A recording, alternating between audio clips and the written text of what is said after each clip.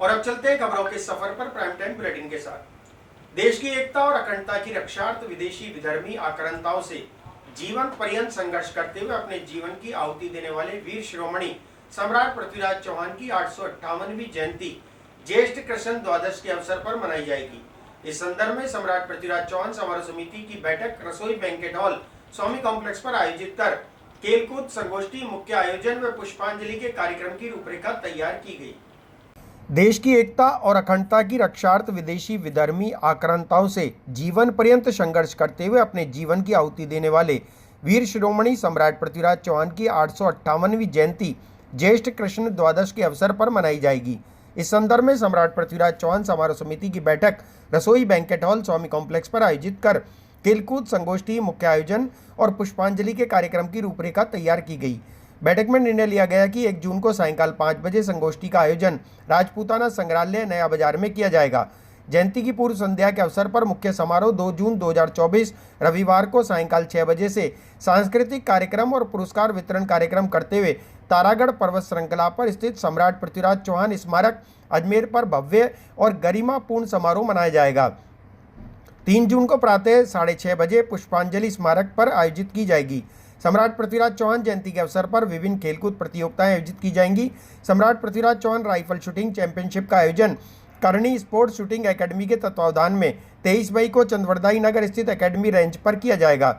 इसके आयोजन सचिव हिम्मत सिंह राठौर के अनुसार इसमें 100 से 150 प्रतियोगी भाग लेंगे। Hillview tennis academy Rajput hostel Kundan Nagar के तत्वावधान में 27 से 31 मई तक सम्राट पृथ्वीराज चौहान हिलव्यू टेनिस प्रतियोगिता का आयोजन किया जाएगा। इसके आयोजन सचिव राहुल सिंह चौहान के अनुसार इसमें 8 पुरुष व महिला वर्ग के मुकाबले होंगे।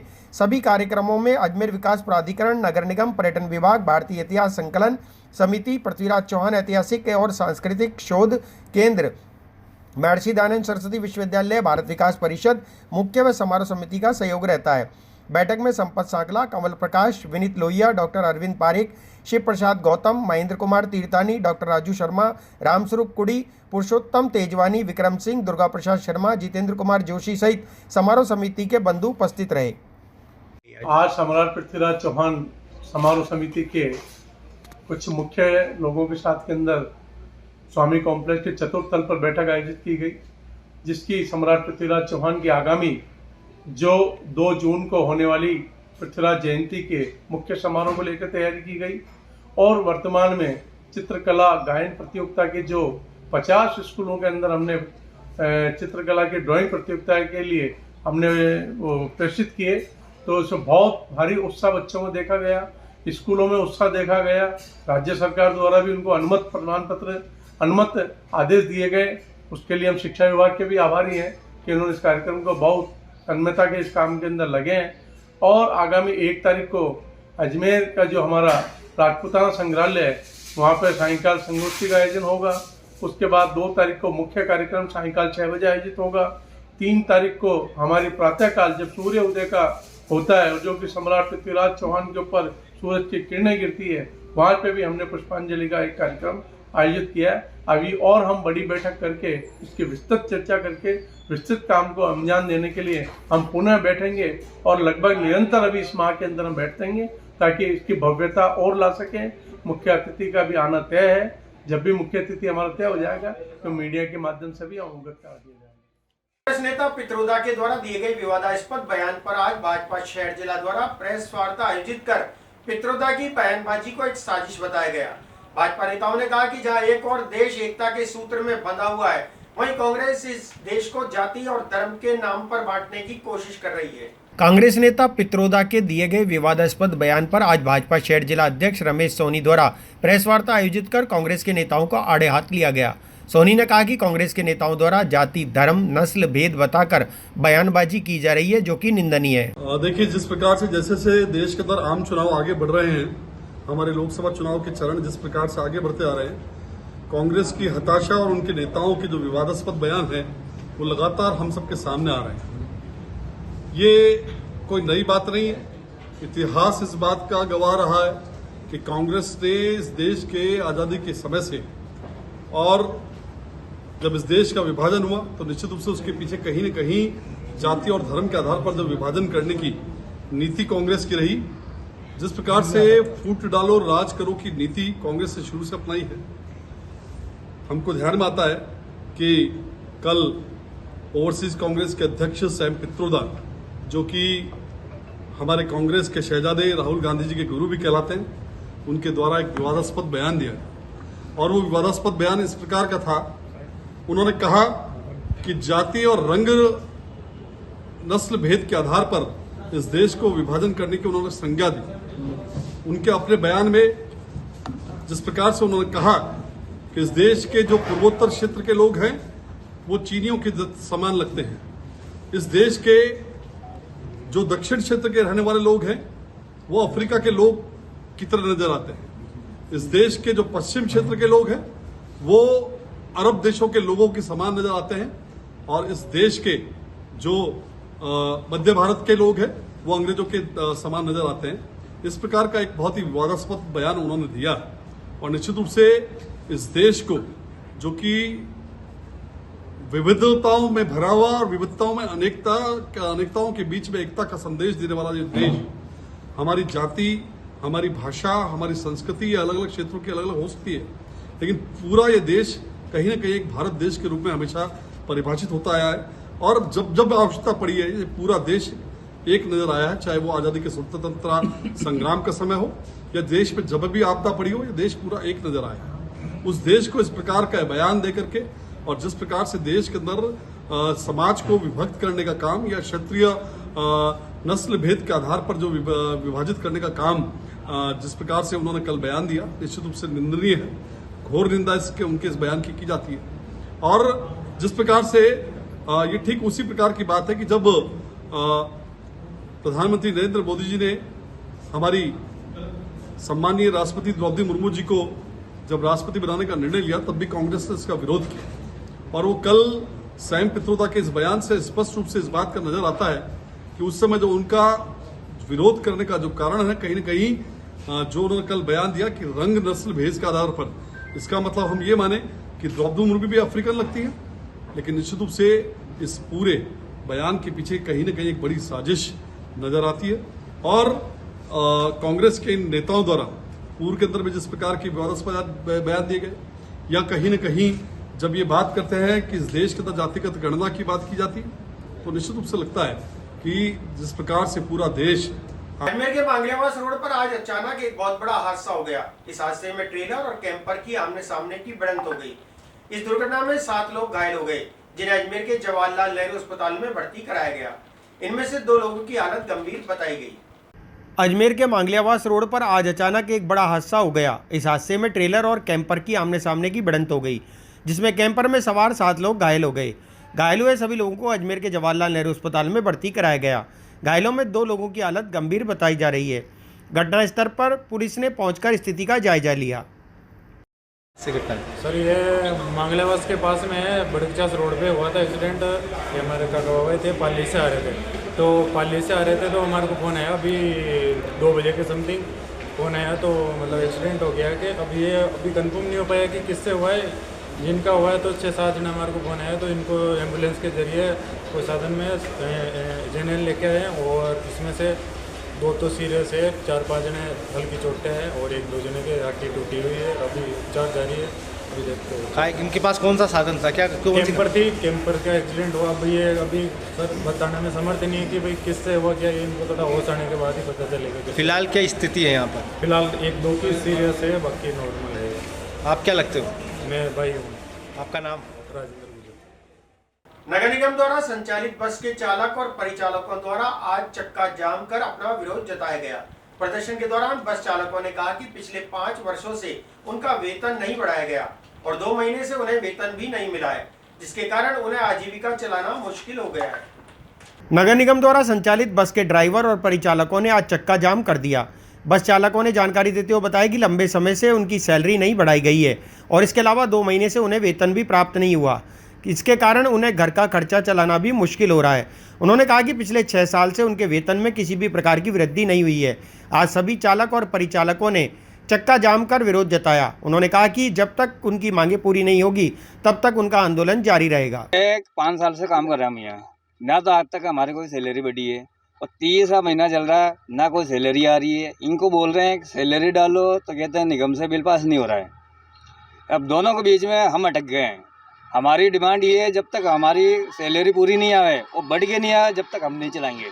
कौन सी बसें हैं और कितने ये निगम के द्वारा चलाई हुई गाड़ियाँ हैं, जिसे कंपनी ऑपरेट कर रही है, उसके थ्रू हम काम कर रहे हैं।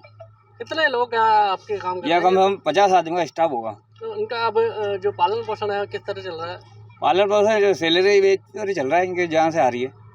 तो क्या 2-2, 3-3 महीने सैलरी नहीं मिलती तो घर का गुजारा कैसे होता है? नहीं चल रहा है, जब वो बंद खड़ी हुई है। आज ये आगे इधर से कर्ज लेके करना पड़ता है। आगे है, जब तक हमारी सैलरी पूरी नहीं आएगी और बढ़ के नहीं आएगी, जब तक हम नहीं चलाएंगे। अगर मेरा नाम बॉम सिंह है। ठीक है, अब दूसरा आ जाओ कोई एक आदमी। किस तरह की समस्या आ रही है आपके, वो क्या काम है? सर हमको देख लो, ये 5वीं-6वीं साल चल रही है। प्राइवेट सेक्टर के अंदर भी तनख्वाह बढ़ती है, 10% बढ़ती है, न तो हमारी तरफ सैलरी बढ़ रही है, न टाइम पे आ रही है। तो हमारे मांगे है कि टाइम से तनख्वाह आवे और हमारी सैलरी हर साल 10% बढ़ाई जाए। ये हमारी मांगे हैं। कितने साल से काम कर रहे हैं यहाँ पे? हमको 6ठी साल चल रही है सर। कितनी बसें यहाँ पे लगी हुई है? बसें 14 बसें हैं, नगर निगम द्वारा संचालित है बसें। आज क्या किया आप लोगों ने यहाँ पे? आज सर सैलरी नहीं आने के कारण सारा स्टाफ परेशान होके चक्का जाम कर रखा है, क्योंकि हमें परचूनी दुकान वाले एक तरफ भीषण गर्मी और दूसरी तरफ पानी की समस्या के कारण विनायक विहार कॉलोनी के लोगों में जलदाय विभाग के खिलाफ आक्रोश देखा गया। आज समिति के सदस्यों ने एकत्रित होकर जलदाय विभाग के अधिकारी को ज्ञापन सौंपकर समस्या के समाधान की मांग की। अजमेर के फाइसागर रोड स्थित विनायक विहार कॉलोनी विकास समिति द्वारा भीषण गर्मी में पेयजल की भारी समस्या के विरोध में आज जलदाय विभाग के अधिशासी अधिकारी को ज्ञापन सौंपा गया। क्षेत्रवासियों ने बताया कि उनके क्षेत्र में 4 दिन के अंतराल में पानी सप्लाई हो रहा है। इसके अलावा पानी का प्रेशर भी बहुत कम आ रहा है और कुछ मकानों में तो पानी बिल्कुल नई के बराबर आता है। आज समिति द्वारा अधिकारियों को ज्ञापन सौंपकर समस्या के समाधान की मांग की गई। हमारे फाइसागर रोड पे विनायक विहार कॉलोनी बनी हुई है, जिसकी विकास समिति के पदाधिकारियों ने आज हमने हमारे वहाँ पानी की समस्या बहुत है, विकट है, इसलिए हमने आके अधिशासी अभियंता साहब को ज्ञापन दिया है और पदाधिकारियों के माध्यम से ही दिया है। उसके अंदर हमारे वहाँ क्या 4-4 रोज से पानी आ रहा है, बिना कम प्रेशर के आ रहा है। दूसरी समस्या ये है कि कॉलोनी के अंदर जो पाइपलाइन बिछाए रखी है, जो आज के 1.5-2 साल पहले हुई थी, वो अधूरी पाइपलाइन है। एक गली में 2-2 पाइप डाल के छोड़ दिए गए हैं, जिससे भी पानी की समस्या का विकट वो बना हुआ है। तो हमने आज अधिशासी अभियंता साहब को कहा है और उनसे 15 मिनट तक हमारी पदाधिकारियों की सबकी उसमें वार्ता भी हुई है। तो उन्होंने कहा कि गर्मी है, मुझे मालूम है।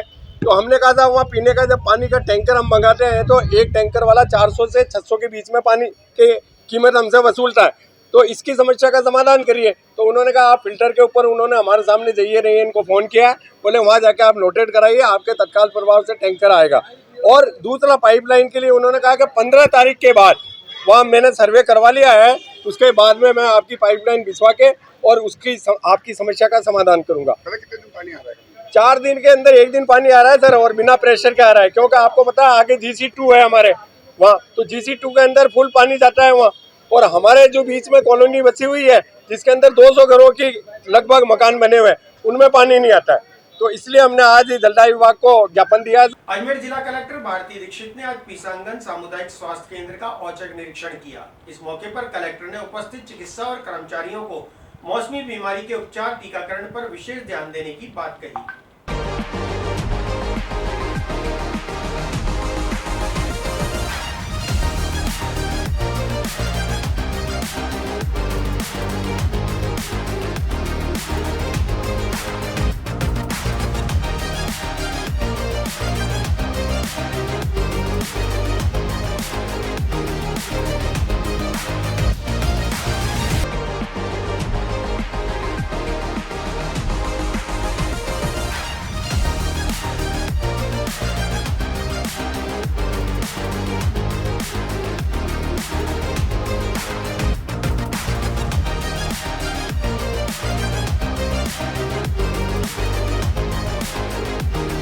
भगवान परशुराम जन्मोत्सव से पूर्व ब्राह्मण समाज द्वारा अनेक कार्यक्रम आयोजित किए जा रहे हैं। इसी क्रम में महिला बॉक्स क्रिकेट प्रतियोगिता का आयोजन पिछले 3 दिन से चल रहा है।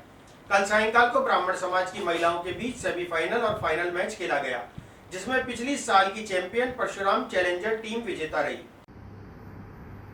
भगवान परशुराम जन्मोत्सव पर विप्र सेना द्वारा महिला बॉक्स क्रिकेट प्रतियोगिता सेमीफाइनल, फाइनल मुकाबले खेले गए। सेमीफाइनल मैच से पहले सभी टीमों ने राष्ट्रगान किया। पहला सेमीफाइनल मुकाबला ब्राह्मण टाइगर्स और विप्र सेना किंग्स के बीच खेला गया। टॉस जीतकर पहले विप्र सेना किंग्स ने बल्लेबाजी का फैसला लिया, जो कि गलत साबित हुआ। पूरी टीम 23 रन पर ऑल आउट हो गई। ब्राह्मण टाइगर्स की अनीता रानी ने 3 विकेट लिए। जवाब में खेलने उतरी ब्राह्मण टाइगर्स ने मैच 8 विकेट रहते हुए जीत लिया। प्रियंका ने 10 रन और मिली शर्मा ने 12 रन का योगदान दिया। दूसरा सेमीफाइनल मुकाबला ब्राह्मण रॉयल्स और परशुराम चैलेंजर के बीच खेला गया, जिसमें ब्राह्मण रॉयल की टीम मात्र 26 रन पर ऑल आउट हो गई। इसमें नीरू शर्मा ने 11 रन का योगदान दिया। वहीं परशुराम चैलेंजर की तरफ से वनीता जैमन ने 3 विकेट लिए। जवाब में खेलने उतरी परशुराम चैलेंजर की टीम ने 2 विकेट खोकर लक्ष्य प्राप्त किया, जिसमें प्रतिभा ने नाबाद 20 रन बनाए। कोई विकेट खोकर 9 विकेट से मैच जीत लिया, जिसमें फाइनल मुकाबला ब्राह्मण टाइगर्स बनाम परशुराम चैलेंजर के बीच खेला गया। इसमें परशुराम चैलेंजर ने पहले बल्लेबाजी करते हुए प्रतिभा के आतिशी अर्धशतक 54 रन बनाए और 71 रन का लक्ष्य ब्राह्मण टाइगर्स को दिया। वहीं ब्राह्मण टाइगर्स की अनीता रानी ने प्रतियोगिता की पहली हैट्रिक ली। जवाब में खेलने उतरी ब्राह्मण टाइगर्स की टीम निर्धारित ओवर 61 रन ही बना पाई। मिली ने धुआंधार 32 रन और प्रियंका ने 18 रन का योगदान दिया। परशुराम चैलेंजर की अमृता ने 2 विकेट लिए। गत वर्ष भी परशुराम चैलेंजर ही फाइनल जीती थी। फाइनल मुकाबले में अतिथि पार्षद प्रतिभा, पार्षद नलिनी शर्मा, पार्षद नीतू मिश्रा, पार्षद डिम्पल ने विजेता टीम को पुरस्कृत किया। प्रतियोगिता में man of the series Anita Rani को दी गई। मैच के दौरान कमेंट्री फुटबॉल के राष्ट्रीय खिलाड़ी डीडी स्पोर्ट्स के कमेंटेटर शिवदत्त पाराशर ने की। इस दौरान विप्र सेना जिलाध्यक्ष गुंजन शर्मा, संयोजक लोकेश मिश्र, शहर अध्यक्ष पुनीत भारद्वाज, विप्र सेना प्रदेश उपाध्यक्ष अशोक मुदगल, उपाध्यक्ष दिनेश साहरा, पार्षद नीतू मिश्रा, महिला अध्यक्ष रमा मिश्र, रंजन शर्मा, तुषार उपाध्याय, महेश्वर झा, दीपांशु शर्मा, आशीष मिश्र, हिमांशु मिश्र, अर्पित शर्मा, भुवन पंडित, जय तिवारी, राज शर्मा, आशीष भारद्वाज, हिमांशु वैष्णव आदि मौजूद रहे। आज हमारे विप्र सेना द्वारा आयोजित परशुराम प्रीमियर लीग में सेमीफाइनल मुकाबले खेले गए। ब्राह्मण टाइगर्स बनाम विप्र सेना रॉयल किंग्स, पंडित स्ट्राइकर बनाम परशुराम चैलेंजर। पहले परशुराम चैलेंजर ने सेमीफाइनल मुकाबला जीता और दूसरा मुकाबला जो है ब्राह्मण टाइगर्स ने जीता। आज ही के दिन फाइनल मुकाबला भी खेला गया। फाइनल मुकाबला बड़ा ही रोमांचक था, जिसमें परशुराम चैलेंजर की टीम विजेता हुई है और ब्राह्मण टाइगर्स की हार हुई है। आपको बता दें, विप्र सेना हर साल इस तरह की प्रतियोगिता आयोजित करती है जो मातृशक्ति को समर्पित होती है। जब देश के प्रधानमंत्री जी कहते हैं कि महिला सशक्तिकरण की बात हो, तो हम भी उनके साथ कंधे से कंधा मिलाकर महिला सशक्तिकरण की बात करते हैं। आपको बता दें, विप्र सेना जल्दी से एक और चीज करने जा रही है कि सभी समाजों के अध्यक्षों से बात करके, चाहे वो महेश्वरी समाज हो, चाहे जांगली समाज हो, उनके अध्यक्षों से बात करके हम लोग ऐसा ही एक पूरे सारे समाजों का, महिलाओं का एक बॉक्स क्रिकेट प्रतियोगिता आयोजित कराने जाएंगे। तो और इस बार जो है हमारे 165 महिलाएं लगभग इसमें एंट्री करी थी उन्होंने। उसके बाद हमने चयन करके 8 टीमों का वो करा था। 8 टीमें फाइनल करी गई थी। आप सभी जो है 10 तारीख को महारैली है, 12 तारीख को विप्र फाउंडेशन का ब्लड कैंप है, उसमें अधिक से अधिक संख्या में आए। मेयो कॉलेज लिंक रोड पर नगर निगम के अधिकारी अतिक्रमण के खिलाफ कार्रवाई करने पहुंचे। इस पर क्षेत्रीय पार्षद पति और क्षेत्र के निवासियों ने विरोध जताया। स्थानीय लोगों के विरोध को देखते हुए नगर निगम के अधिकारी और कर्मचारी वहां से बिना कार्रवाई किए हुए खाली हाथ वापस लौट गए। मेयो कॉलेज लिंक रोड पर नगर निगम के अधिकारी अतिक्रमण के खिलाफ कार्रवाई करने पहुंचे। इस पर क्षेत्रीय पार्षद पति और क्षेत्र के निवासियों ने विरोध जताया। कांग्रेस नेता निर्मल बैरवाल ने कहा कि उक्त स्थान पर कुछ जमीन है जिस पर आपसी मतभेद चल रहा है और उस क्षेत्र में लगे ठेले को नगर निगम द्वारा बार बार हटाया जाता है। उन्होंने कहा कि जब जमीन मालिक को कोई आपत्ति नहीं है तो फिर नगर निगम के अधिकारियों को किस प्रकार की आपत्ति है। आज विरोध जताया गया। विरोध जताए जाने पर नगर निगम के अधिकारी बिना कोई कार्यवाही किए हुए खाली हाथ वापस लौट गए। दैनिक जो मेरे कैबिन्स हैं उसके ऊपर कार्य करने में आए थे, उसके लिए इनके बताया इनके कोई स्टे ऑर्डर हैं, कागजात हैं तो हमने ले लिए हैं, उसको दिखा के उसमें कार्य जबकि हमने वहाँ की वैशाली। प्रधानमंत्री टीबी मुक्त भारत अभियान के तहत आज रेड क्रॉस सभागार में टीबी रोगियों को पोषण किट वितरित किए गए। इस मौके पर राजस्थान विधानसभा अध्यक्ष वासुदेव देवनानी ने रेड क्रॉस के सभी सदस्यों को साधुवाद दिया। प्रधानमंत्री टीबी मुक्त भारत अभियान के तहत आज रेड क्रॉस सभागार में टीबी रोगियों को पोषण किट वितरित किए गए। इस मौके पर राजस्थान विधानसभा अध्यक्ष वासुदेव देवनानी ने कहा कि रेड क्रॉस द्वारा हर महीने की 5 तारीख को टीबी के मरीजों को पोषण किट दिया जाता है, जो कि एक बहुत ही बड़ा नेक कार्य और पुण्य कार्य है। इसके लिए उन्होंने रेड क्रॉस के सभी सदस्यों को साधुवाद भी दिया। रेड क्रॉस सोसाइटी द्वारा राष्ट्रीय क्षय उन्मूलन ये बीमारी के ये 2025 तक इस देश से को मुक्त बनाना है, उसके तहत यहाँ की रेड क्रॉस सोसाइटी काम करेंगे। और आज यहाँ पर स्थानीय भवन में ऐसे 25 जो टीबी के मरीज़ हैं उनको किट बांटे गए। प्रत्येक महीने में 5 तारीख को बांटे जाते हैं ताकि इनको दवाई के साथ साथ इनका पोषण भी ठीक हो सके। लेकिन निश्चित रूप से मैं रेड क्रॉस समिति को अपनी ओर से साधुवाद देता हूँ। और आज जिस प्रकार से ये मरीज आए, वो लगता है इनकी सही समय पर संभाल हो जाए, इनको दवाइयाँ सही समय पर मिल जाए, ये लोग नियमित रूप से सेवन करें और साथ में उनको पोषण भी होता रहे, तो ये बीमारी 2025, हालांकि विश्व में तो 2035 तक इसके उन्मूलन का लक्ष्य रखा है, लेकिन हमारे यशस्वी प्रधानमंत्री मोदी जी ने इसको 2025 का टारगेट दिया है। तो लगता है हम सभी मिलकर के इसके उन्मूलन में सहभागी बने ताकि यह बीमारी खतरनाक जो है वह समाप्त भी हो जाए, ताकि निरोगी काया बने और यह देश उन्नति के शिखर पर आगे बढ़ता रहे। यही सोच हमारी राजस्थान सरकार का भी है।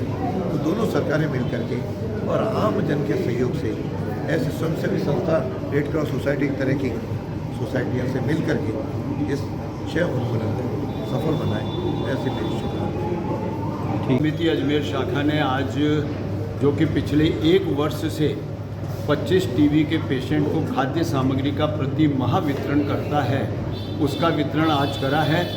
और हम लोग का सबका सौभाग्य ये रहा कि उस वितरण को करने के लिए हमारे बीच में राजस्थान सरकार के विधानसभा अध्यक्ष और अजमेर के लोकप्रिय नेता आदरणीय वासुदेव जी देवनानी जी हमारे साथ थे। उनके कर कमलों द्वारा आज ये इस खाद्य सामग्री का वितरण किया गया है। हम इस उद्देश्य को लेकर चल रहे हैं, जो जैसा कि मोदी जी ने बोला है कि 2025 तक भारत टीबी मुक्त होगा। जब उन्होंने ये आदेश कर दिया और ये उन्होंने निर्णय ले लिया, तो ये मान के चलिए कि रेड क्रॉस भी उनके इस निर्णय के अंदर पूरी तरह अपने आप को समर्पित करता है और उनके द्वारा बताए हुए मार्ग पर चल के जितने भी टीबी के पेशेंट हैं उनकी सेवा करेगा और उनको पूरे भारत को उनके इस उद्देश्य के 25 तक टीबी मुक्त करना है उसके अंदर सहयोग करेगा। आज इसी कार्यक्रम के तहत इस कार्यक्रम को रखा है और ये प्रति माह यहाँ पर 25 पेशेंट को दिया जाता है। क्षय रोग कहते हैं, क्षय धीरे धीरे खत्म होना, और क्षय ये शरीर का भी करता है, परिवार का भी करता है और समाज का, अर्थ का, सभी का क्षय करता है। टीबी इतना भयावह रोग है और हम जब इसके उन्मूलन की तरफ जा रहे हैं तो हम इसको निक्षय प्रोग्राम कहते हैं। तो क्षय से निक्षय की तरफ हमारे जो कदम बढ़ रहे हैं उसमें पोषण का बहुत महत्व है। क्योंकि फिलहाल बुलेटिन में इतना ही, मुझे दीजिए इजाजत। देखते रहे स्वामी न्यूज। जय हिंद, जय भारत।